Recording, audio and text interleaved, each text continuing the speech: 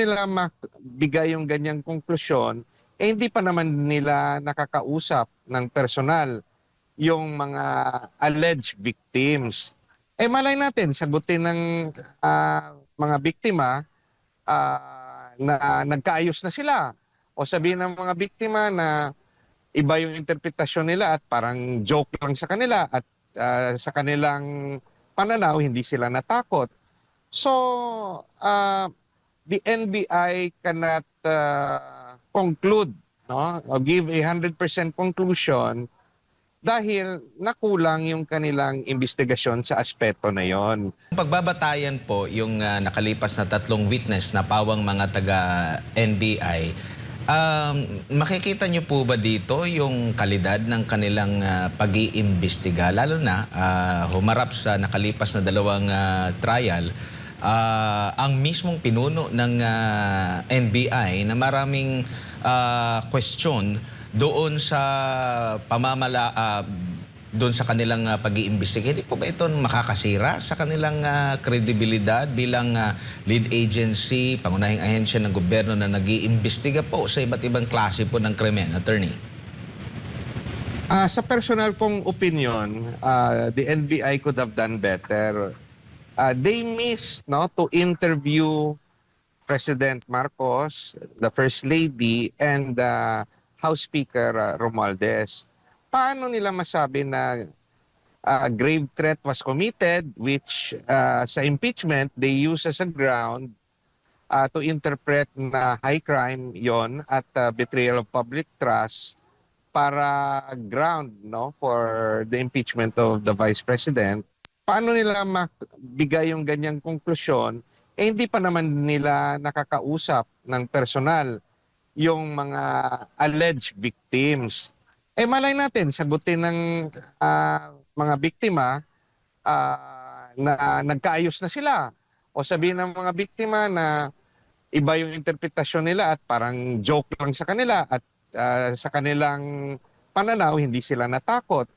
So, the NBI cannot conclude, no, or give a 100% conclusion dahil nakulang yung kanilang investigasyon sa aspeto na yon.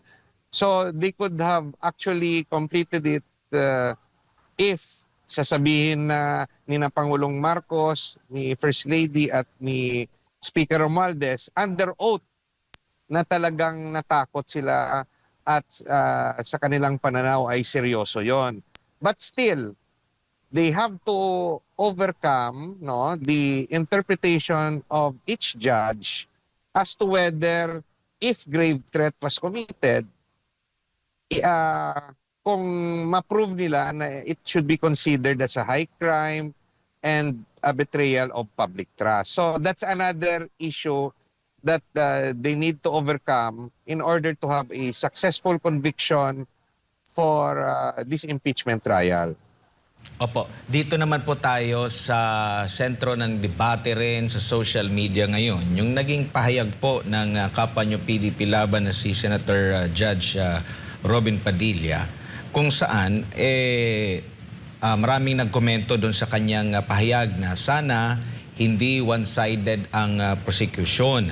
At nabanggit na sa isang panayam naman kay Congresswoman Jervy Luistro, parang sinabi niya na mas nakakapagtaka kapag neutral ang prosecution at kung i-defend namin yung respondent. At ngayon, doon sa mga nakakaintindi dito sa naging pahayag ng Senator Judge, may mga lumalabas din na kanilang batayan, no, sa sinasabi dito sa Canon 2, Section 31 ng Code of Professional Responsibility and Accountability of the Philippines. Quote-unquote, the primary duty of a public prosecutor is not to convict but to see that justice is done. Ano pong masasabi niyo po dito, attorney? Kailangan napanood nila yung buong pangyayari para ma-interpret natin ng tama. Yung sa akin, nandun ako sa loob, no, ng trial court at napanood ko yung umpisa, yung reaksyon ng mga audience, yung pag-object ni Senator Raffy Tulfo, yung mga sinasabi ni Senator Padilla.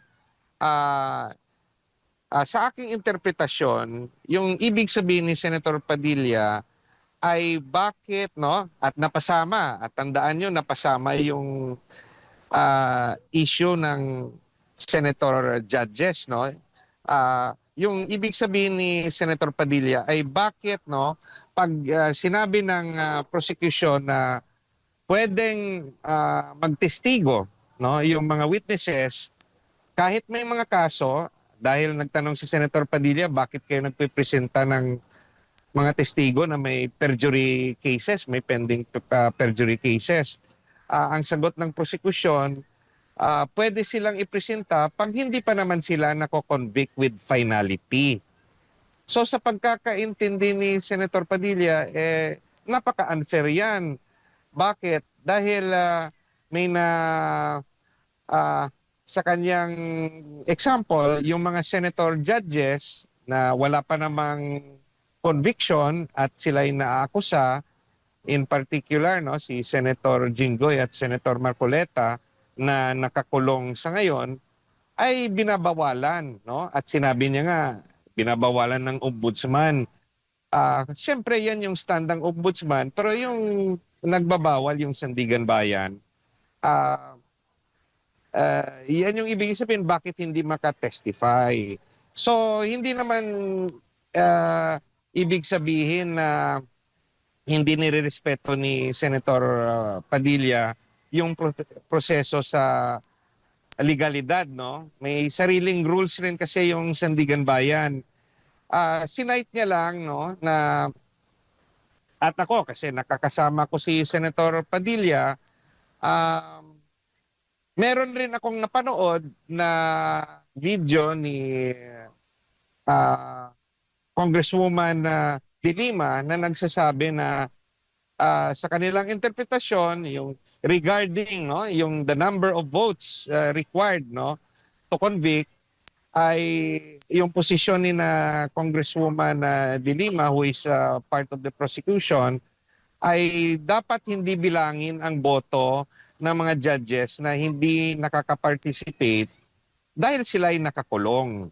So, to the mind, you must remember na si Senator Padilla laging nagbabase sa konstitusyon at sinasabi niya sa kanyang mga pahayag yung equal protection of laws saka due process.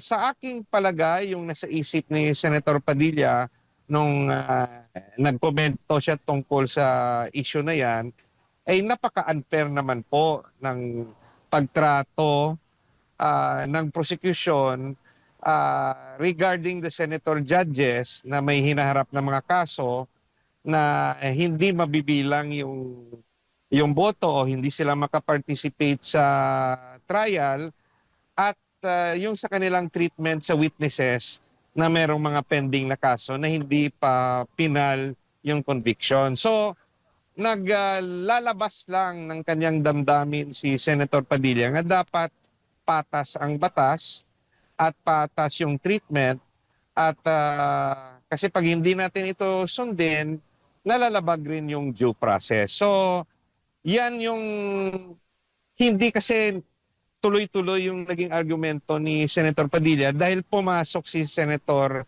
Raffy Tulfo. Pero kung papakinggan natin o papanoorin natin, kung may video kayo na kopya, kung anong nangyari sa puntong yon, yan po ang ibig sabihin ni Senator Padilla sa aking interpretasyon. Opo, balikan naman natin yung naging pahayag din ni Attorney Melvin Matibag kaugnay nga dito sa pattern of violence daw po kung saan binalikan niya yung 1.5 dekada ng nangyari doon sa Davao City na pagsuntok ni then Mayor Sara Duterte sa isang sheriff. May kukonsider na ba itong pattern kung ito lang yung kanilang naging basehan, attorney, at yung mga ilang videos na sinasabi nilang nagbanta doon ang pangalawang Pangulo? Well, sa assessment ng NBI, that is their conclusion whether or not senator judges will believe the NBI. Nasa senator judge na yon, no. And again, the senator judges will be looking at the credibility of the witnesses, whether they have if they will see that this witness have the experience, have the right credibility to be believed into. Yung testimonya ng witnesses ay makakaapekto sa magiging desisyon ng senator judges. But kung sa tingin ng judges na hindi naman sila expert witness, they don't have the professional capacity to render a conclusive opinion or assessment sa threat level, the senator judges will rule on the matter based on their personal biases, based on the video that they have seen. So, but of course, the witnesses are there presented by the prosecution to sway the personal belief of the senator judges. Remember, the video itself is the best evidence. Kung sa tingin ng senator judges ay ito ay sapat na ebidensya